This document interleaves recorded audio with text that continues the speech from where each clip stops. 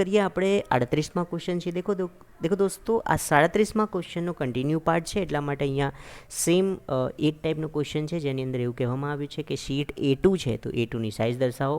આપ સૌ જાણીએ છીએ કે જે A2નું આ જે ટેબલ તમે યાદ રાખ્યું જશે તો એની ઉપરથી તમે અહીંયા આસાનીથી A2 સાઇઝ કઈ છે એ કહી શકશો. ત્યારબાદ A3માં પણ એ જ રીતે. દેખો હવે આગળ વાત કરીએ T1 જે T² છે, એટલે T²નું જે ટેબલ છે એ મેં તમને યાદ કરવાનું કીધું હતું.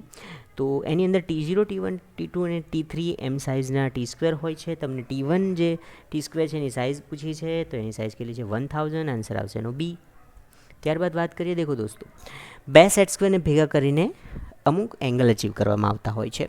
તો આકૃતિમાં આપણને, ફિગરમાં આપણને સેટ સ્ક્વેરને એવી રીતે અરેન્જ કર્યા છે અને અરેન્જ કરીને કહ્યું છે કે આ જે એંગલ બનશે આ એજથી આ જે સપાટી છે એની વચ્ચે જે આ એંગલ છે, જે એ એંગલ છે, એનું માપ કેટલું છે આપણે ફાઇન્ડ કરવાનું છે. હવે એક સિમ્પલ સી વસ્તુ સમજો કે આ જે ઉપરનું જે ટ્રાયેંગલ છે એ અહીંયા 45 ડિગ્રી છે, અહીંયા પણ 45 ડિગ્રી છે. એટલે આ જે ટ્રાયેંગલ છે આપણું કયું છે 45 ડિગ્રીવાળું સેટ સ્ક્વેર. ત્યારબાદ અહીંયા જોઈએ તો આ 60 ડિગ્રી, આ 90 ડિગ્રી, આ 30 ડિગ્રી. તો આ જે સીધી રેખા છે આ પોઈન્ટની અરાઉન્ડમાં અહીંયા જે એંગલ હશે એ કેટલો છે 180. હવે એ 180માંથી આ કેટલા ડિગ્રી છે 30 ડિગ્રી બાદ કરીએ આપણે. એટલે 180માંથી 30 બાદ કરીશું એટલે 150 અને 150માંથી અહીંયા જે 45 ડિગ્રી બાદ કરીશું એટલે 105 આવશે. તો આ જે એંગલ છે કેટલો છે 105. તો આની અંદર જવાબ શું આવશે 105. એ જ રીતે તમને અહીંયા પણ પૂછ્યું છે. દેખો અહીંયા આપણને સેટ સ્ક્વેરના ખૂણા દર્શાવેલા નથી, તો પછી ખૂણા દર્શાવેલા નથી તો તમે કેવી રીતે નક્કી કરશો કે આ કેટલા ખૂણા છે. દેખો દોસ્તો, મેં પહેલાં વાત કરી ચૂક્યો છું, બે ટાઈપના સેટ સ્ક્વેર હોય છે. એક સેટ સ્ક્વેર હોય છે એમાં 45 ડિગ્રી હોય છે. તો બંનેની સાઇઝ અને આજે બંને એજની સાઇઝ સરખી હશે.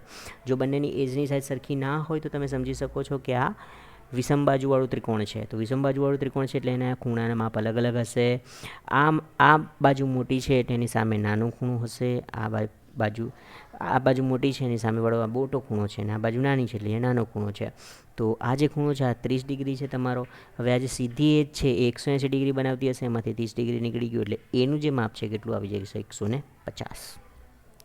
ત્યારબાદ દેખો દોસ્તો કે નીચે દર્શાવેલ ડ્રોઈંગ બોર્ડની આકૃતિ જે છે એની અંદર એક્સ ભાગ, આ જે એક્સ ભાગ છે એ શું છે. દેખો હમણાં આગળ એક ક્વેશ્ચન આવી ચૂક્યો હતો કે જે T² છે એનું હેડ કયા ભાગમાં સરકે છે. તો એ જે સરકતો ભાગ છે આ વર્કિંગ એજ, એને મેં તમને કીધું હતું ઈબની એજ પણ ઘણીવાર કહેવામાં આવે છે. આ જે બે આડા પાટિયા છે એને બેટન્સ કહેવામાં આવે છે, યાદ રાખજો. અને આ જે છે એ વર્કિંગ એજ છે અથવા ઈબની એજ પણ કહેવામાં આવે છે, જેમાં જે T² છે એનું હેડ અહીંયા સેટ થઈ જાય છે અને પછી એની અંદર એ સરકતો હોય છે. તો એક્સ જે દર્શાવે છે શું બતાવે છે વર્કિંગ એજ બતાવે છે. ત્યારબાદ એવો જ બીજો ક્વેશ્ચન છે કે આ બંને પાટિયા શું દર્શાવે છે એક્સ તરીકે, તો એ શું બતાવે છે બેટન્સ બતાવે છે, જેમાં પહેલાં પણ ડિસ્કસ કરી ચૂક્યો છું. હવે દેખો આ જે વસ્તુ છે T², તો એની અંદર આ જે એક્સ છે એ શું દર્શાવે છે, આ એરો બતાવીને કીધું છે. તો એ શું છે એની વર્કિંગ એજ છે. સ્ટોક નથી, સ્ટોક તો આ છે પણ આ જે ધાર દર્શાવે છે એ ધાર એકચ્યુઅલી એની વર્કિંગ એજ છે, બરાબર. તો એન્જિનિયરિંગ ડ્રોઈંગના આ જે ભાગ છે પાર્ટ 4 એની અંદર બસ આટલું જ. મળીએ આવતા પાર્ટમાં નવા ક્વેશ્ચન સાથે. ત્યાં સુધી તમે તૈયારી કરતા રહો, પ્રિપેરેશન કરતા રહો.